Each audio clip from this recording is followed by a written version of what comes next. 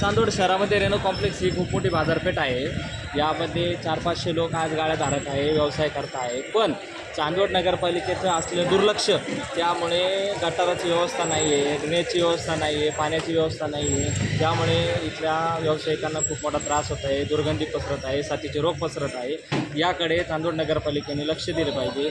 जी काही चांदवड नगरपालिकेची टीम असेल त्यांनी येऊन तात्काळ यावर कारवाई केली पाहिजे. तर आमची मागणी आहे नगरपालिकेला, नगराध्यक्ष असतील तर बाकी टीम असेल त्यांची सर्व लोकप्रतिनिधी असतील त्यांनी तात्काळ रेनो कॉम्प्लेक्समध्ये येऊन या कामाची चौकशी करून कुठे गटार गेलेली आहे, कुठे चेंबर्स उघडे झालेले आहे, कुठे दुर्गंधी पसरलेले आहे, कुठे साथीचे रोग पसरत आहे, याची चौकशी केली पाहिजे. आणि या लोकांना खूप मोठा त्रास होत आहे. लोक आज याचा उद्रेक करत आहे. तुम्ही जर एवढी मोठी बाजारपेठ असून जर दुर्लक्ष करत असेल तर चांदवड नगरपालिकेचं काय लक्ष आहे चांदवड गावाकडे, हे बी याचा एक प्रश्न निर्माण होतो आहे आम्हाला.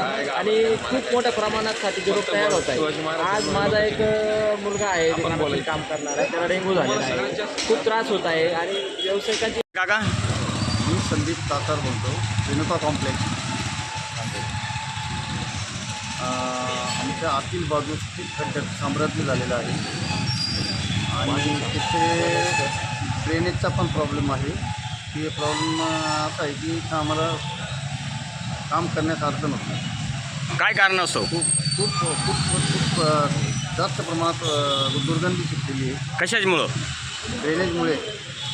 जो ड्रेनेज आहे ना तो दूषित झाल्यामुळे ती दुर्गंधी सुटलेली आहे. तर त्याच्यावर काहीतरी उपाय करावा. उपाय करण्यासाठी तुम्ही कोणाला काही संबंधित विभागाला काय तक्रार केलेली आहे का? आम्ही आता नगर परिषदेला तक्रार करत आहे.